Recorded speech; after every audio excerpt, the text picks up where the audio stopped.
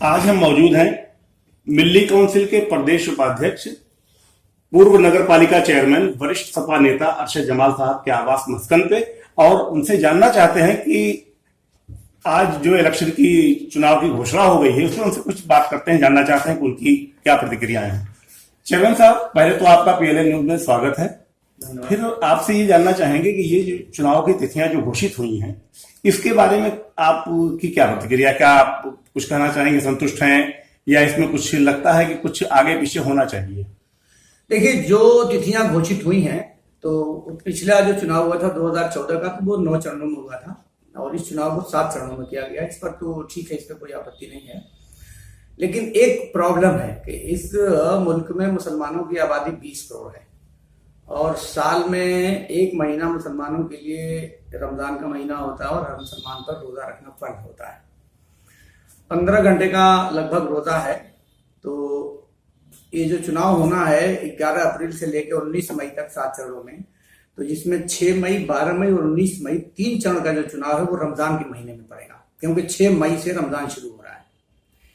तो इस पर हमको आपत्ति है कि अब तक जब भी चुनाव हुआ, मुझे जहां तक ख्याल है कि जब भी चुनाव हुआ है तो चुनाव का निर्वाचन आयोग ने हमेशा इस बात का ख्याल रखा है कि रमजान को मद्देनजर रखते हुए वो तिथियां घोषित की हैं। इस बार क्या वजह है?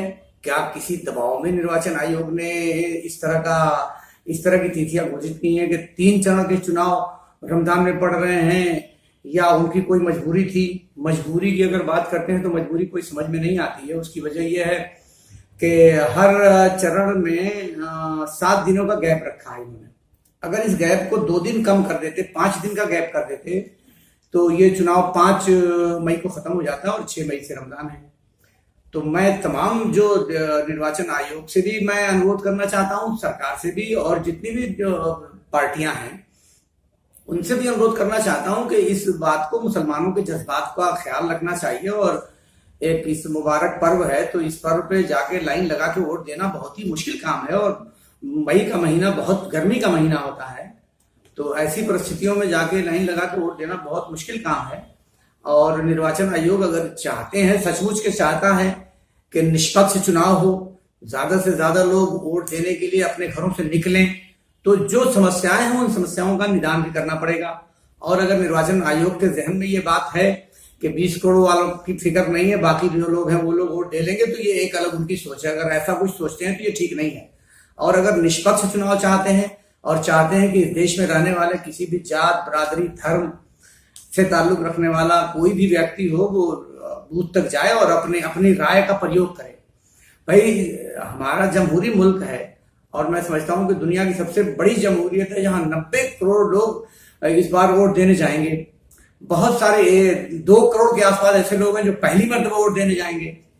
तो क्या इन परिस्थितियों को मद्देनजर रखते हुए इस बात का ध्यान रखना मैं समझता हूं कि आवश्यक है कि इस बिंदु पे निर्वाचन आयोग विचार करे और तिथियों में संशोधन करके इस प्रकार से चुनाव की तिथियों का ऐलान फिर से करे ताकि उसमें रमजान से पहले पहले चुनाव समाप्त हो जाए। चूंकि आप सपा के एक सीनियर लीडर हैं मऊ के और मिल्ली काउंसिल के उपाध्यक्ष भी हैं प्रदेश के, तो क्या मिल्ली काउंसिल और समाजवादी पार्टी इलेक्शन कमीशन से इस बात की मांग करेगी कि रमजान में चुनाव को टाला जाए? मसला इस बात का नहीं है कि मैं मिल्ली काउंसिल से ताल्लुक रखता हूं या समाजवादी पार्टी का लोकसभा का प्रत्याशी रहा हूं। मैं तो सिर्फ एक आम नागरिक की हैसियत से ये बात कह रहा हूं। अगर मुसलमानों के अलावा नॉन मुस्लिम्स का भी कोई त्योहार होता या इस तरह का बर्फ का कोई अवसर होता, तब भी मैं ये बात कहता कि उस बात को ध्यान में रखना चाहिए कि व्रत रह के, रोजा रख के, कोई लाइन लग के वोट देने जाना बहुत मुश्किल काम है। जंगे रमजान के महीने में बंद हो जाती थी, लड़ाइयां बंद कर दी जाती थी। तो आज भी इस बात का ख्याल रखा जाना चाहिए कि रमजान के महीने में ऐसी क्या मजबूरी है कि 3 चरणों का चुनाव आपको रमजान के महीने में रखना पड़ गया। मैं अगर ये कहूं कि शायद कोई दबाव है तो शायद ये उचित नहीं होगा, क्योंकि निर्वाचन आयोग एक आजाद इदारा है और एक ऐसी संस्था है जिस पर पूरे देश के लोगों का बहुत विश्वास है। तो इस विश्वास को अगर निर्वाचन आयोग को बहाल रखना है तो 20 करोड़ लोगों के मन में जो शंका है उस शंका को दूर करना पड़ेगा। क्या आपको ये नहीं लगता कि जितने भी सेकुलर दल हैं उन सभी को ये मांग रखनी चाहिए कि रमजान के में चुनाव को पहले रमजान के कराया जाए? चूंकि रमजान मैं में तो मुस्लिम सेकुलर और गैर सेकुलर की बात नहीं कर रहा हूं, मैं तो सभी से मांग कर रहा हूं। ये तो इस पर तो सबको सोचना चाहिए ना, क्योंकि आज तो मुसलमानों का रमजान पड़ा है, रोजा पड़ा है, लेकिन अगर ये परंपरा रही आने वाले दिनों में तो कभी होली के दिन चुनाव पड़ जाएगा, कभी किसी भी दिन चुनाव पड़ जाएगा, तो ये तो ठीक नहीं है। इस परंपरा को शुरुआत जो हो रही है, इस परंपरा की शुरुआत नहीं होनी चाहिए। ऐसी क्या मजबूरी है, मुझे ये समझ में नहीं आ रहा है। भाई चुनाव तो आप चाहते तो और पहले शुरू कर सकते थे, चाहे तो आप जो गैप है गैप को कम कर सकते हैं। बहुत सारी समस्याएं हैं, या हो सकता है कि निर्वाचन आयोग का इस तरफ ध्यान न गया हो। अगर निर्वाचन आयोग का इस तरफ ध्यान नहीं गया तो इतनी बड़ी लापरवाही, इसका कौन जिम्मेदार है, ये भी तय करना पड़ेगा।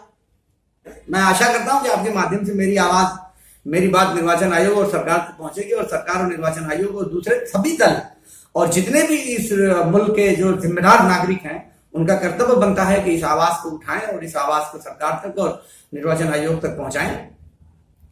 PLL न्यूज से बात करने के लिए आपका बहुत बहुत शुक्रिया।